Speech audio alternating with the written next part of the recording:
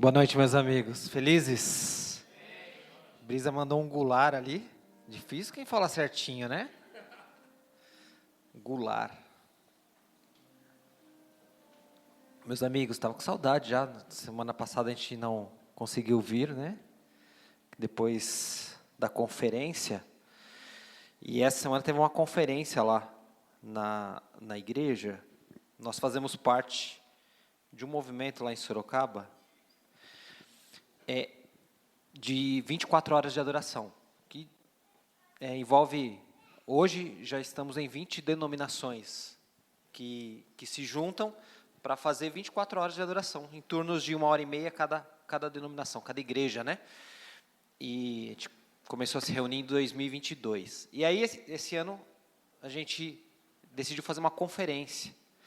E aí foi lá onde a gente está congregando, né? Na arena lá. E aí foi quinta-noite, sexta-noite, sábado, tarde e noite.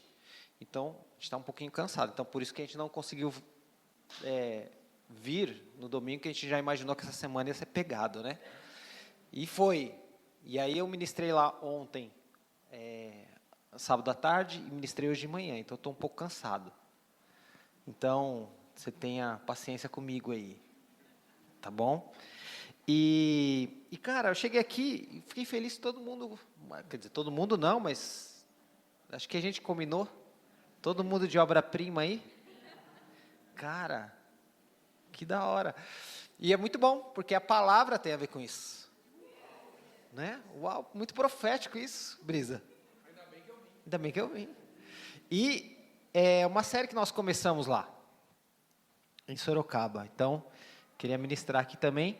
E o tema é, desculpe o transtorno. O subtema é, estamos em obras para melhor servi-lo. Amém? Então, você está com a camisetinha aí, você já sabe, né? Estamos em obras para melhor servi-lo. E o texto é o texto mais poemeiro que existe, né? Efésios 2. A gente vai ler a partir do versículo 1. E, enquanto você vai abrindo aí, essa carta de Paulo à igreja de Éfeso, ele escreveu enquanto estava preso. Ele estava preso e aí ele escreveu para os irmãos de Éfeso, que são os efésios. E Éfeso era uma cidade bastante grande, claro que não como São Paulo, mas você imagina que há 2000 anos atrás, Éfeso era uma cidade de 300 mil habitantes. Então, é uma cidade bem grande. Lembrando que não tinha metrô, não tinha ônibus, não tinha Uber, né? Então, você imagina uma cidade de 300 mil habitantes, era uma cidade bastante grande. E era uma cidade onde Paulo teve bastante êxito na pregação do Evangelho. E ali, ele conseguiu ajuntar no mesmo lugar, tanto gentios, como também judeus. E essa carta aos Efésios, né, a igreja de Éfeso, é uma carta que fala bastante sobre a igreja. Na teologia a gente falaria que é eclesiologia, que é o estudo da igreja, vai falar sobre a igreja, de como a igreja é. E no primeiro capítulo, antes da gente ler o segundo, Paulo vai falar sobre a salvação. Vai falar que a salvação é uma obra trina, uma obra do Pai, do Filho e do Espírito Santo.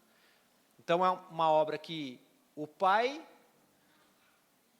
planejou, o Filho executou e o Espírito Santo selou essa obra.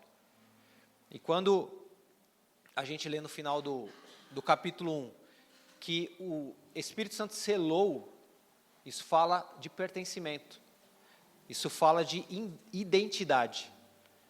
Quando algo recebe um selo, é porque aquilo tem autenticidade, aquilo é propriedade de alguém. E aí, a partir do verso 2, ele vai começar falando assim: Ele lhes deu vida quando vocês estavam mortos em suas transgressões e pecados, nos quais vocês andaram noutro tempo, segundo o curso desse mundo, segundo o príncipe da potestade do ar, do espírito que agora atua nos filhos da desobediência. Entre eles, também nós todos andamos no passado, segundo as inclinações da nossa carne, fazendo a vontade da carne e dos pensamentos. E éramos, por natureza, filhos da ira, como também os demais. Então, Paulo vai colocar que a nossa condição humana, a nossa natureza adâmica, como nós nascemos, é pertencendo ao príncipe da potestade, do ar, do espírito que agora atua nos filhos da desobediência. Então, ele vai colocar uma condição de nós, na nossa natureza adâmica, assim como nascemos, assim como somos, sem o Espírito Santo de Deus. Isso aqui já nos mostra que não existe zona neutra, né? No mundo espiritual não existe. Ou você é conduzido pelo Espírito Santo, ou você é conduzido pelo príncipe da potestade do ar, do espírito que agora atua nos filhos da desobediência. Nós estamos sendo conduzidos por algum espírito. Alguém está nos apontando algo. E se não é o Espírito Santo, é o espírito que atua nos filhos da desobediência. Quando a gente lê esse começo, é uma situação desoladora, né? Esse espírito, ele faz com que a gente, verso 3, entre eles também nós andávamos no passado, segundo as inclinações da carne. Ou seja, nós fazíamos a vontade da nossa natureza adâmica. Nós éramos carnais, nós éramos escravos do pecado. E essa condição, lá no verso 1 vai dizer que nós estávamos mortos. Então, apesar de fisicamente vivos, espiritualmente nós éramos mortos. Assim como um zumbi, né? É um morto-vivo. É um vivo andando, mas espiritualmente morto e escravo do pecado. Então, alguém que está nessa condição, é muito claro que é aquela pessoa que não consegue controlar os seus instintos, controlar os seus desejos, são direcionados e escravos de algo. Você já viu aqueles caras que não conseguem se controlar? Né?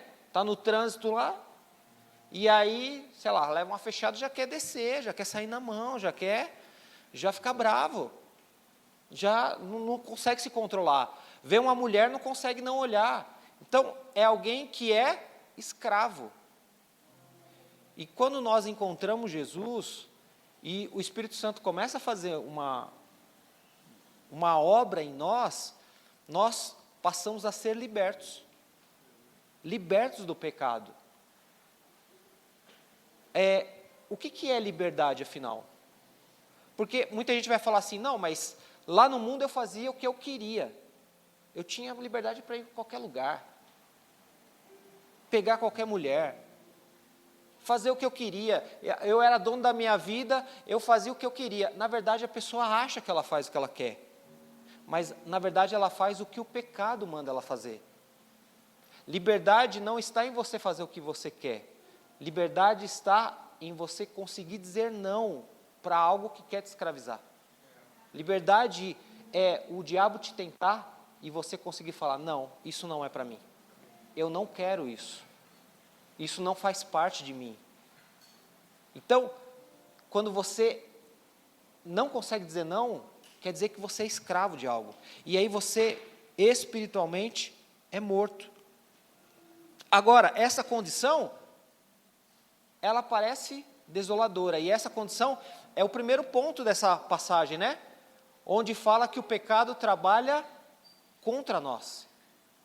O pecado está trabalhando contra a nossa vida. Só que no verso 4 vai dizer assim, mas Deus. E aqui abre o sol começa a nascer, né? Porque você lê do 1 ao 3 e fala, cara, a nossa condição é desastrosa. Escravos do pecado, conduzidos por um espírito maligno, somos filhos da desobediência, mas aí nasce a esperança, mas Deus. Esse mais quer dizer que, apesar dessa situação, tem algo diferente acontecendo. Mas Deus, sendo rico em misericórdia, por causa do grande amor com que nos amou, e estando nós mortos em nossas transgressões, nos deu vida juntamente com Cristo. Ou seja, você era escravo do pecado, estava morto, era direcionado pelo espírito das trevas, mas Deus olhou para nós e nos amou. E com grande misericórdia, Ele pega e transforma a nossa realidade. Agora, se estávamos mortos, agora estamos vivos.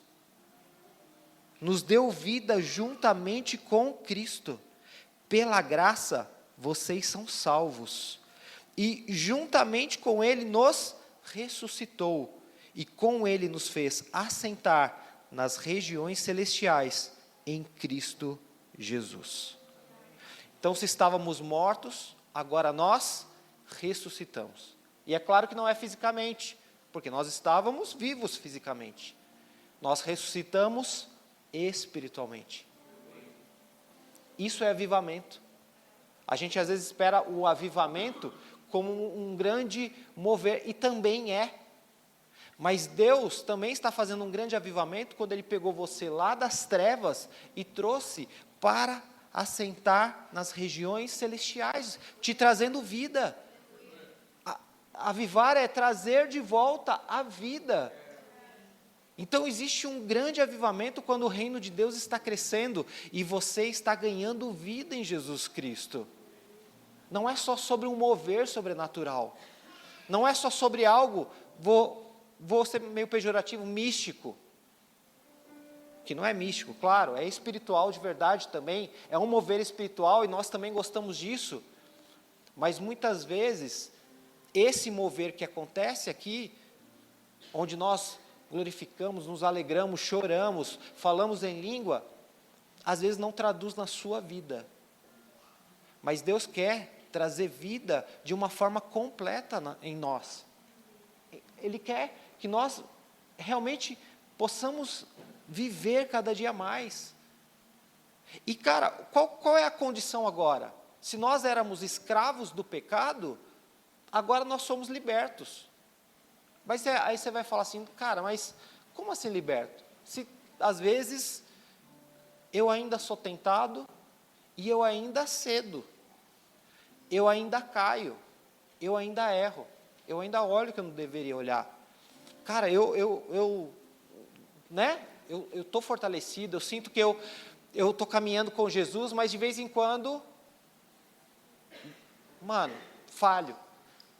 Cara, a diferença de ser escravo do pecado para agora ser livre, não é que você não vai ser mais tentado. Jesus foi tentado. A Bíblia diz, inclusive, que Ele foi tentado em todas as coisas. Em todas as coisas. Tudo que você imaginar que você é tentado, Jesus também foi.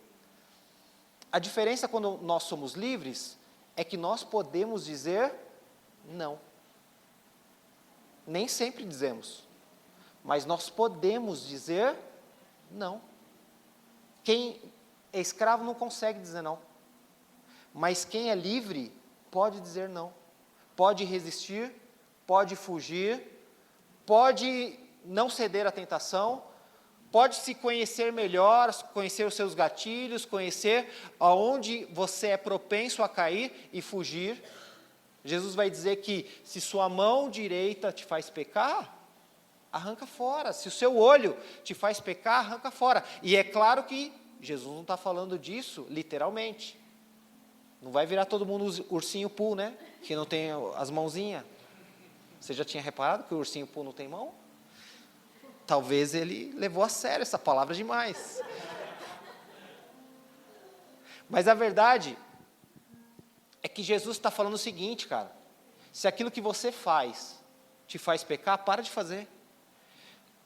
Se a sua mão direita te faz pecar, arranca ela fora, cara. Se o teu olho te faz pecar, arranca fora. Se aquilo que você vê te tenta, para de ver. Se aquilo que você pega te faz ser tentado, para de pegar. Tira o acesso, tira a sua mão, tira a internet, compra um celular daquele tijolão de novo, que não tem internet, aquele que só faz ligação. Mas, cara, se te faz pecar, você pode dizer não. O problema é que às vezes a gente procura, a gente fica achando o motivo e a causa para cair. Mas nós somos livres em Cristo Jesus, temos uma nova natureza. Amém? Se você acredita nisso, cara, você pode, você já tem tudo para dizer não ao pecado. Você é livre em Jesus Cristo. Agora, essa segunda parte, se a primeira parte desse texto vai dizer que o pecado trabalha contra nós, essa segunda parte está dizendo que Deus trabalha por nós. Se o pecado trabalha contra nós, Deus trabalha por nós. Porque é Ele que faz essa obra.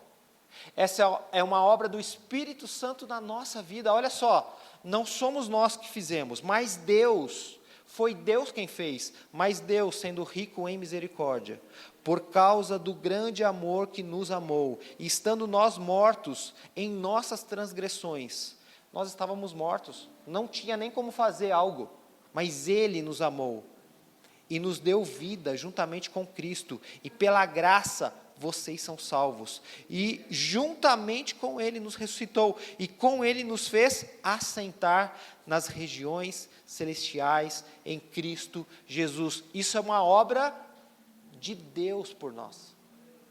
A gente não conseguiria fazer isso. E a continuação desse texto vai ficar muito claro. Deus fez isso para mostrar nos tempos vindouros a suprema riqueza da sua graça, em bondade para conosco em Jesus Cristo. E o que está dizendo esse trecho especificamente? Que Deus faz uma obra em nós pela graça, não é para que nós sejamos glorificados, mas que no tempo vindouro Ele seja glorificado pelo que Ele fez na nossa vida. Porque tudo é para a glória de Deus. Aquilo que Ele faz em nós glorifica quem Ele é.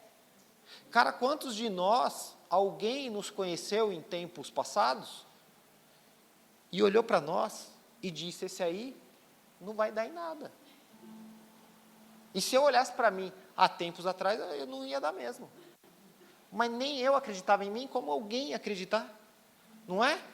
Talvez você está nessa condição. Eu já estive de olhar para mim e falar, mano, o que eu estou fazendo aqui? Peso morto na terra, né? Comendo, dormindo e pagando boleto, né? É o resumo da vida. Qual a vocação? Qual o propósito disso? Mas quando a gente descobre que Deus olhou para nós com graça, nos tirou de uma condição onde nós não vemos valor, mas Ele nos dá esse valor.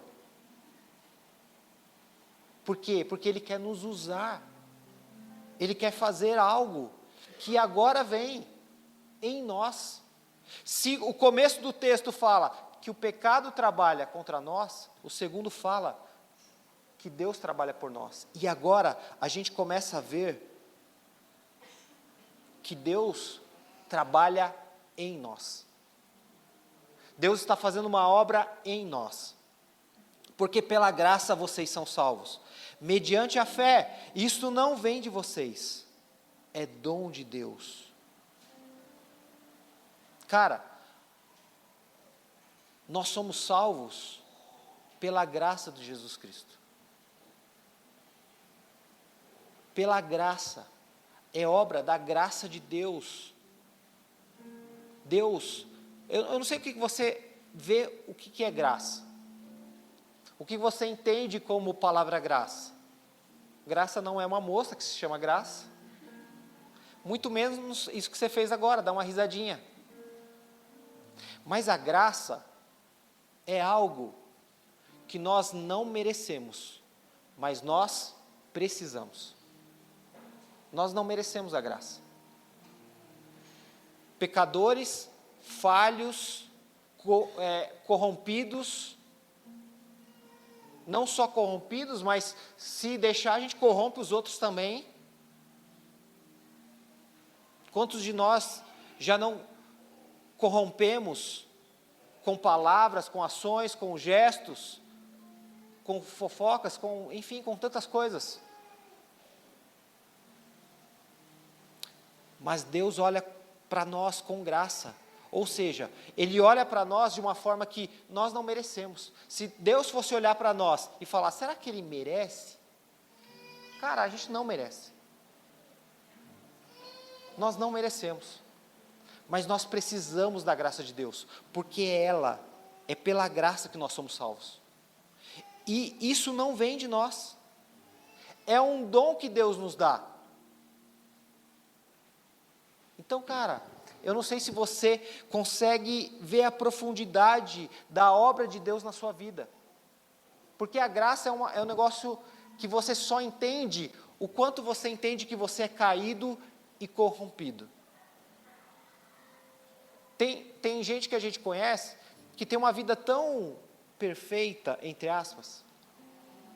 Aí a gente olha, a pessoa é filho de crente, como diria, né, o pessoal religioso, nasceu num berço evangélico, num lar cristão, cresceu, estudou, tirou boas notas, casou com o primeiro namorado, virgem, e aí casa, aí está lá na igreja, e acha que a graça não é para ele, né? É para esses corintianos aí, não para mim. É para esses caras aí meio, né? Esses caras estranhos que chegam aqui na Poema, não é? É esses caras aí meio zoados da vida. Para mim, não. Então, cara, a graça é o seguinte, é esse espaço entre como você se enxerga e o quanto você sabe que a obra de Deus está sendo feita na sua vida. Quanto pior você sabe quem você é, maior você enxerga a graça de Deus na sua vida. E, cara, agora o pior é que quem se acha perfeitão já está todo errado. Por quê? Porque o pecado já é um orgulho no coração. O pecado já é se achar melhor que os outros. A verdade é que se a gente olhar, eu tenho um amigo, ele agora está morando na Irlanda, inclusive frequentando lá o GC da Poema, em Dublin. É um casal. Ele toca guitarra, toca muito bem, inclusive. E aí, Fernando, uma vez ele disse assim para mim, pastor, se a gente for ver bem direitinho, ninguém vai ser salvo, né? Se a gente olhar direitinho assim, não vai ninguém, né? Não passa ninguém. E ele tem razão. Cara, se a gente olhar direitinho, mano, se não for a graça de Deus. Por quê?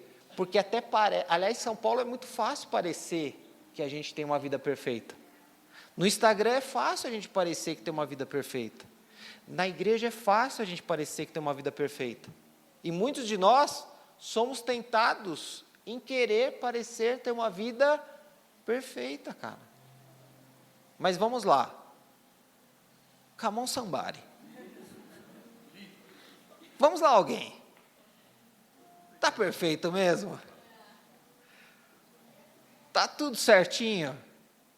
Ou será que meu amigo Fernando foi profético? Se olhar direitinho.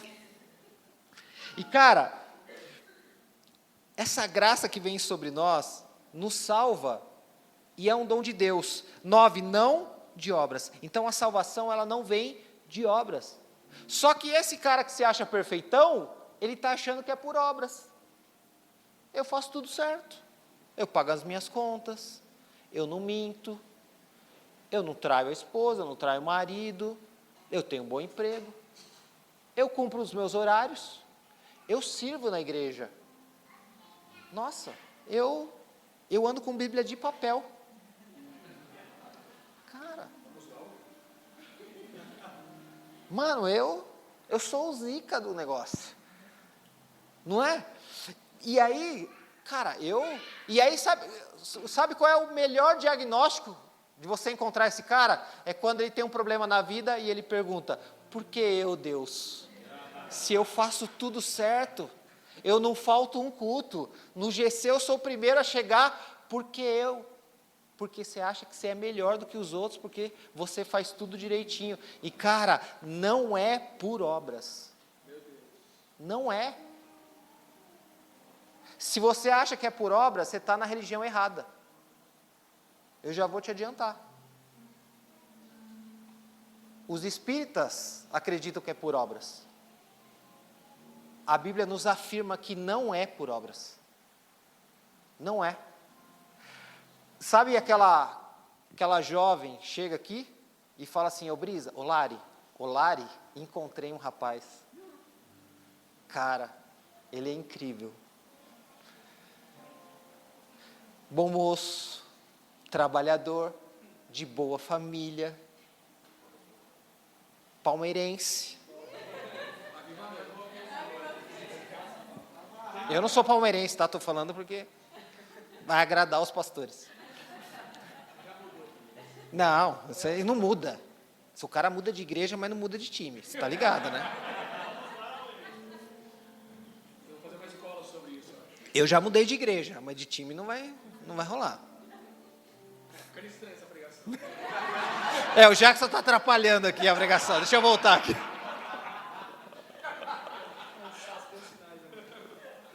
Aí, ó, Lari, ele é um bom moço, cara, ele, olha, perfeito, 3 faculdades, 2 pós-graduações, tem green card, né?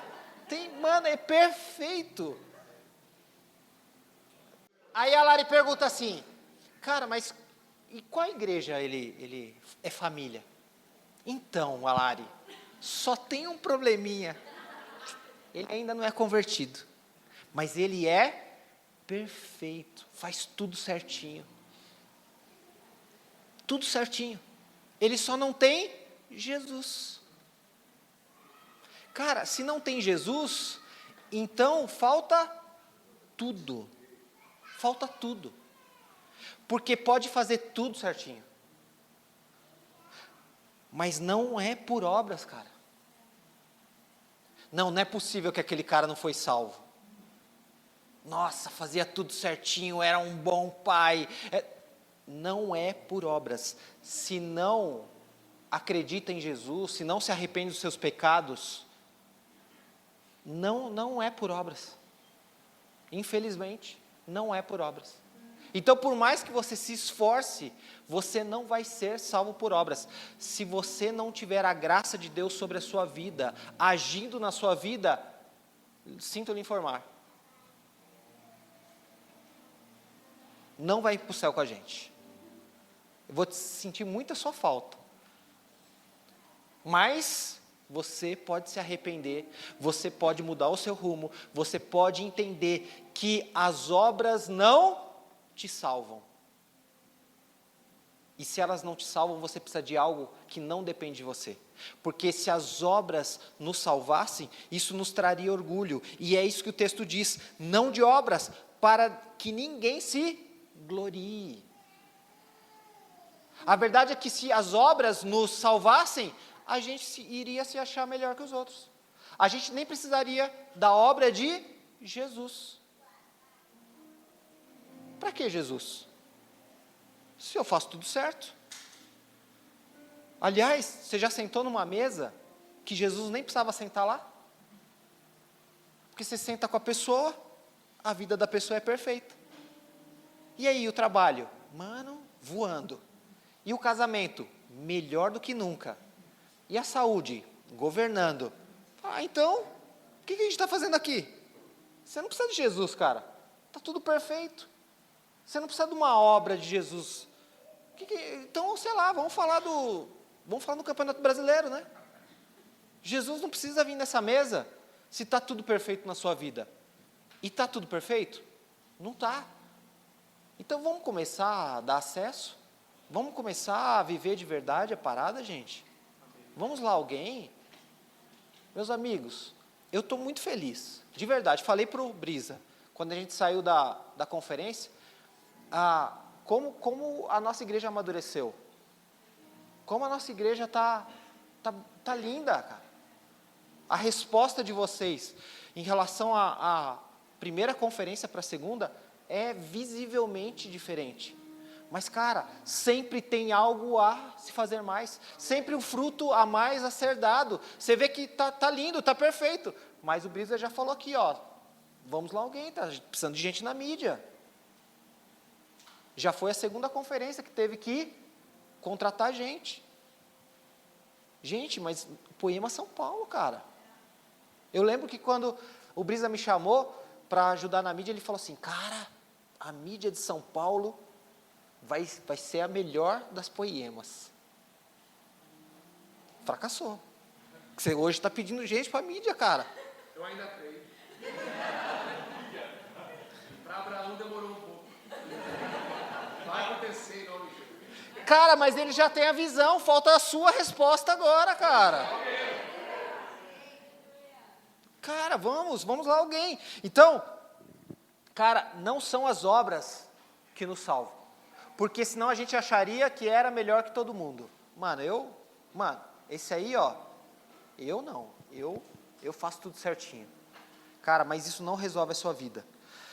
Agora, olha só o texto 10, o texto do verso 10. E é o famoso texto da Poema.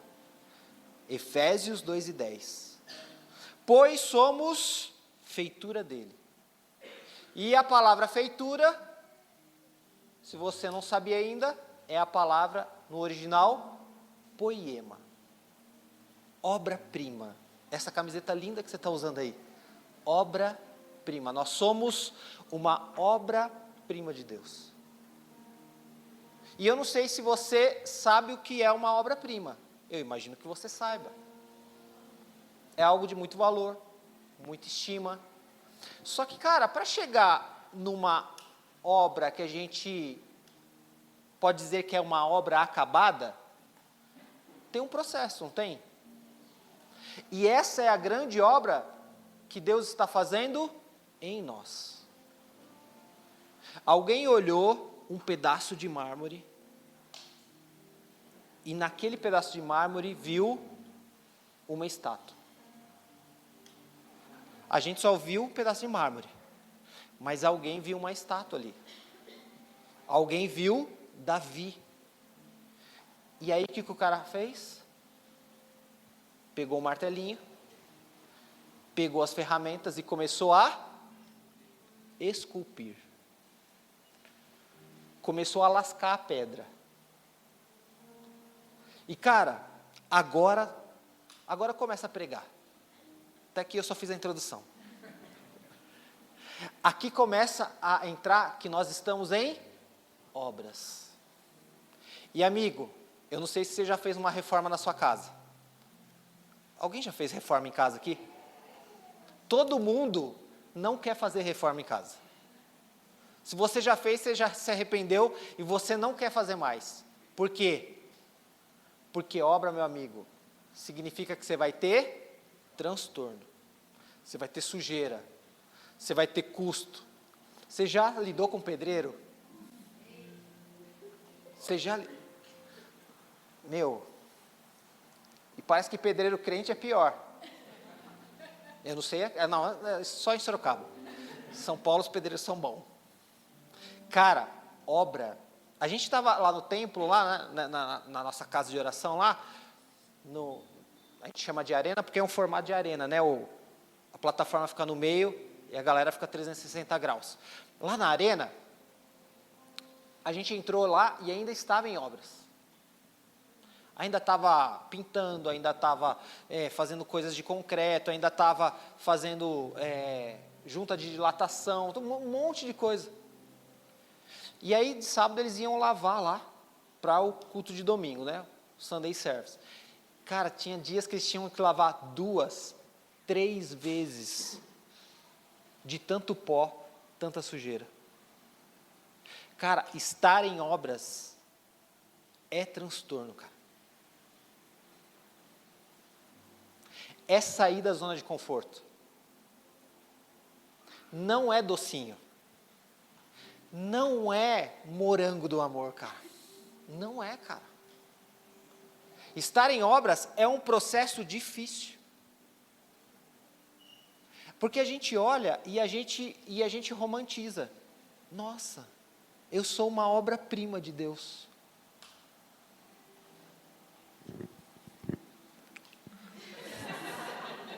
Jesus. Não é, cara? E, cara, de certa forma, faça isso mesmo, porque Jesus está fazendo isso em você, porque Ele te ama. Mas a verdade é que, mano, tem transtorno, cara. Tem caçamba de lixo. Tem coisa para tirar. Ih, como tem coisa para tirar numa obra. Se é uma estátua, como tem pedra para ser lascada. Se é de madeira, como... Por isso que a gente é tudo lascado na igreja, cara. E a verdade é que é o seguinte, quanto mais lascado você está, eu vou te dizer, mais Deus está fazendo uma obra em você, cara. Mano, está lascado, mas você tem que estar feliz. Você tem que estar feliz lascado, você tem que falar, Jesus está me transformando numa obra-prima ainda mais aperfeiçoada. E talvez você olhe para você e você fala, mano, eu sou uma obra bem mal acabadinha. Mano, tem muita coisa para melhorar aqui nessa obra-prima. E é isso que Deus está fazendo na sua vida. Aleluia. Completando a boa obra que Ele começou. E Ele há de completar essa obra na sua vida. Então nós somos feitura dEle. Obra-prima. Criados em Cristo Jesus. Agora olha só. E aqui a gente parte para o final. Olha só. Ah, pare. Eu não sou...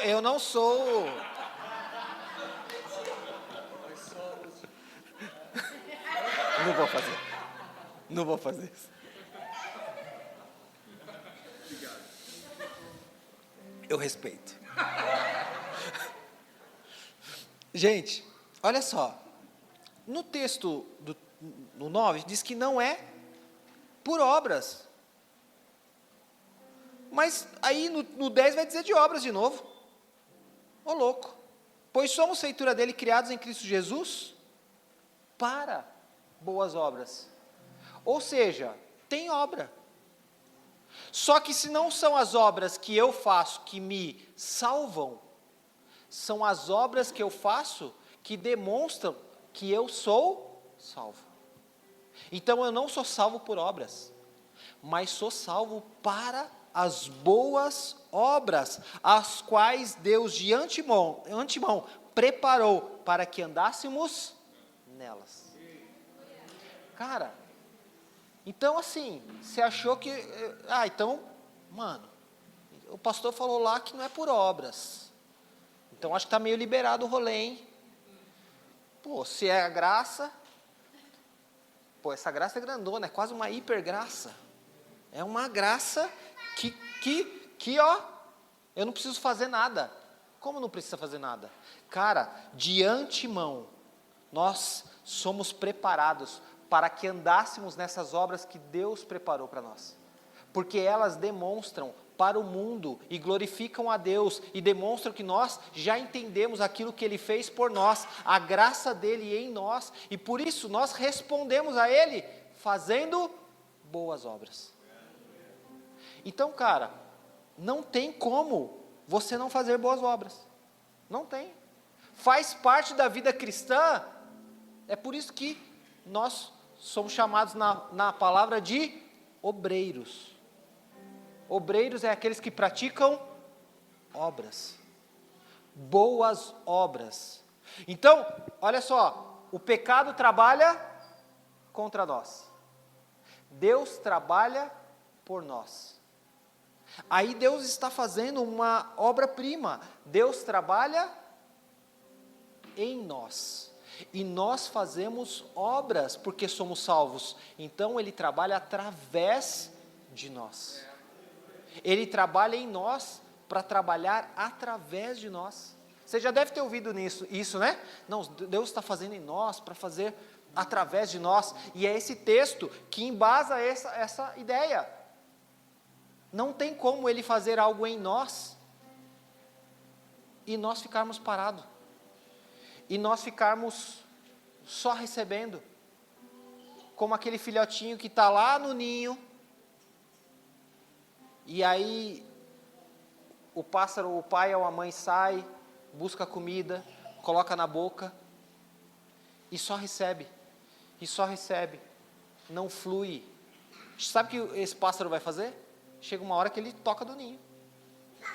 Irmão, precisa crescer. Precisa voar. Precisa viver o seu propósito, o seu chamado, de forma genuína, integral, inteira. Não dá para a gente estar na igreja, cara, e não fazer parte do que a igreja é.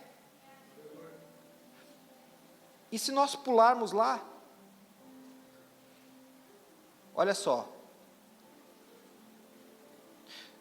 Verso 19 diz assim: assim vocês não são mais estrangeiros e peregrinos, mas concidadãos dos santos e membros da família de Deus. A igreja é uma grande família de Deus. Por isso que nós falamos que nós somos uma família espiritual. Porque nós fazemos parte de uma família, a família de Deus. E não sei se você tem noção, mas o único lugar que dá para ser família, fora a família biológica, é na igreja. Você pega lá o influenciador, de manhã ele abre a câmera e fala: e aí família? Mas não é família. Ele nem sabe quem você é. Ele só quer o seu tempo, o seu dinheiro e a sua atenção. Agora, a igreja é um lugar onde nós podemos verdadeiramente ser família. Nós temos um Deus que é Pai. Nós temos irmãos. E eu não sei como é a sua família biológica. Mas muitas pessoas, elas confundem a relação de família na igreja por causa da sua família biológica, mas nós não somos uma família biológica, nós somos uma família espiritual. Família espiritual é diferente de família biológica, porque eu não sei como é a sua relação com o seu irmão. De repente você não tem uma relação boa com o seu irmão, e aí você acha que na igreja também alguém vai te ferir. Eu não sei qual é a relação que você tem com o seu pai, de repente até de abuso, e aí você acha que, nossa, a igreja é complicado, né? Porque a autoridade sempre vai me abusar. E cara, igreja é uma família no sentido espiritual, uma família como Deus sonhou que nós fôssemos. É por isso que a Bíblia diz que existem amigos mais chegados do que irmãos, cara. É nesse lugar de família, é na igreja que nós encontramos e devemos encontrar uma verdadeira família. Só que não tem sentido fazer parte de uma família e não cumprir aquilo que a palavra de Deus diz. E cara, olha só, cada família tem o seu jeitão, não tem? Cada família tem o seu jeito. Eu vou lá na casa do Brice e da Lari, esses dias a gente dormiu lá, aí eles acordam cedo, fazem um café da manhã gostoso. Cara, na minha casa a gente vai comer 3 horas da tarde. Né? Quando alguém chega lá, o tio e a Jaque foi esses dias lá. A gente falou: a gente não costuma tomar um café da manhã, não. Não é? Cada família tem o seu jeito. Tem o seu jeito de ser. Tem a sua linguagem. Tem família que fala alto. Tem aqui gente que é de família que fala alto, que todo mundo fala na mesma hora, que você não entende o que está acontecendo. Já tem família que sentar à mesa é tudo comportadinho. Cada um tem o seu lugar na mesa. Cada um tem a sua hora de falar. Lá na casa dos meus pais, né? Meu pai era vivo. Tem o lugar dele sentar, o lugar da minha mãe, o lugar da minha irmã, que desde solteira era o mesmo lugar. Do meu irmão, o meu, só foi agregando as outras pessoas. É o mesmo lugar, exatamente o mesmo lugar. Desde que era só as 5 pessoas aqui morando em São Paulo, depois a gente foi para Sorocaba, é o mesmo lugar. E quando a gente ia comer, meu pai é que se servia primeiro. Ele era o primeiro a servir o prato. Depois que ele servia, a gente já atacava tudo lá. Mas todo mundo esperava. Eu lembro a primeira vez que a Cibele chegou na mesa, ela já foi para pegar o frangão. Eu falei, peraí, o pai primeiro ali. Como assim? Lá na minha casa não tem isso, mas aqui tem. Então, existem características que você olha e fala, cara, é uma família. É uma família. E aí que está. A palavra de Deus está dizendo que nós somos membros da família de Deus. E vamos lá, alguém. O que caracteriza que nós fazemos parte da mesma família? É vestir uma camiseta bonita, escrito obra-prima? Isso pode ser. Pode ser um indício que nós fazemos parte de um mesmo lugar, de uma mesma família. É falar, você está feliz? Isso pode indicar que nós congregamos na mesma igreja? É cantarmos as mesmas canções? Cara, tudo isso pode ser um indício. Mas a verdade é que, como eu ministrei aqui esses dias, mano, só pode ser só um beira do caminho, né? Que aprendeu a falar direitinho, você está feliz? Que gosta de colocar a camiseta? Que já aprendeu o linguajar, que já fala camão sambare.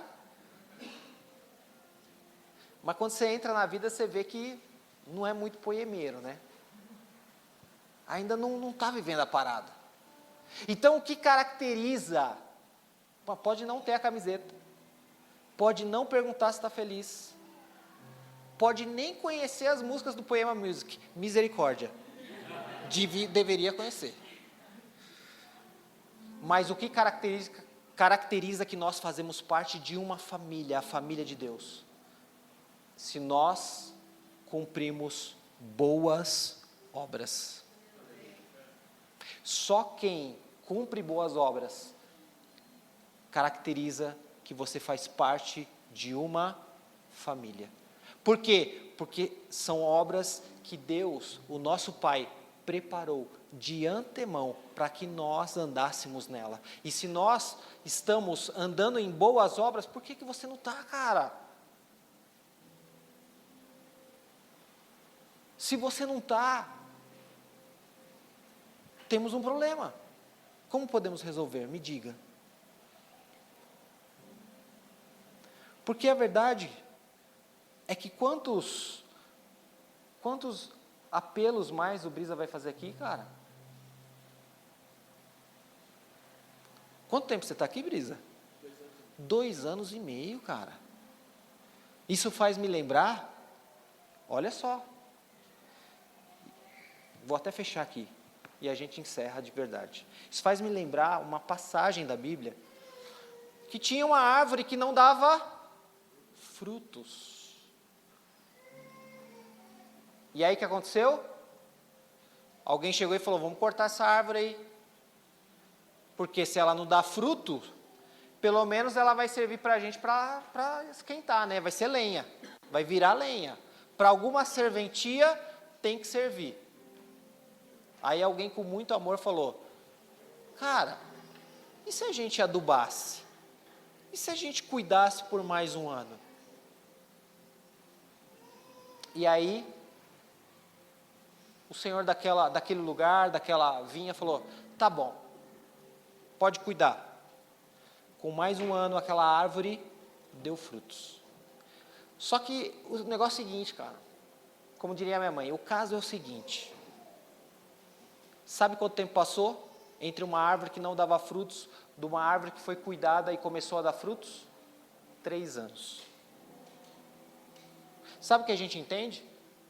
Que quando você entra no Evangelho, cara, você precisa estar frutificando em 3 anos.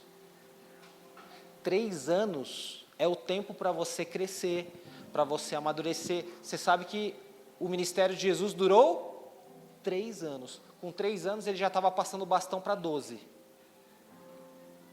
Ele já tinha feito o que ele tinha que fazer e já estava passando para o próximo. Ele já tinha Timóteos na vida dele, já tinha discípulos.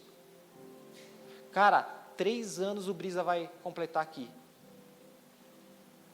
Cara, vamos lá. A gente precisa se tornar uma igreja relevante aqui para essa cidade. São Paulo não precisa. Talvez Deus não está nos permitindo ter uma casa, porque não é sobre um prédio. Não é sobre um galpão com um diamante. Porque a gente só vem para essa casa e torna a igreja essa casa quando nós estamos aqui. Não é sobre um prédio. É sobre a obra que Ele está fazendo em nós, cara. É a obra que Ele quer fazer através de nós, cara. E a gente precisa deixar as sementes, cair, cara. Eu não sei se você sente vergonha, mas a última vez que o Leandro veio aqui, ele esquentou nossa orelha. Falou, da última vez que eu vim aqui, está do mesmo tamanho a igreja, e a culpa não é dos pastores. Cara, será que nós estamos deixando cair as nossas sementes por onde nós passamos? Cara, a gente está na cidade mais fácil de evangelizar, está todo mundo morrendo nessa cidade. Está todo mundo que nem zumbi, morto espiritualmente. Tem gente que até que vai na igreja está morto, porque aqui tem igreja para tudo, né? Tem igreja até que não é igreja. E você vive num lugar como esse, onde Deus está fazendo uma obra na sua vida, onde você está vendo o que Deus tem feito na sua casa, no seu lar, no seu casamento, no seu ministério. Cara, é fácil? Não é. É dolorido? Muito. Mas você não tem visto o resultado da obra de Deus na sua vida, nessa igreja, tudo que Deus está fazendo? Eu não sei se você tem visto, mas se você não tem visto, que o Espírito Santo nessa noite abra os seus olhos espirituais, não só para enxergar o que Ele tem feito, mas o que Ele ainda pode fazer através da sua vida, cara. A gente canta, eu vou subir o monte, que muitos desistiram e vão ficar lá, que nós não precisamos de Moisés, mas cara, será que não precisamos? Será que ainda estamos buscando os pastores? Será que estamos falando, isso é problema do Brisa e da Lari? E não estamos realmente pegando essa obra na nossa mão e dizendo, cara, essa igreja não é do Brisa e da Lari, não é do Leandro e da Érica, essa igreja é nossa, eu faço parte disso, eu faço parte dessa família, cara. Você não é um frequentador de igreja, você é um filho dessa casa. E como filho dessa casa, você precisa desejar que os seus amigos, irmãos, parentes, vizinhos, colegas de trabalho, seguidores do Instagram estejam conosco vivendo aquilo que Deus tem para cada um de nós e através de nós, cara. Quantos de nós? Eu disse isso na primeira pregação que eu fiz aqui. E, cara, não era para eu estar aqui pregando.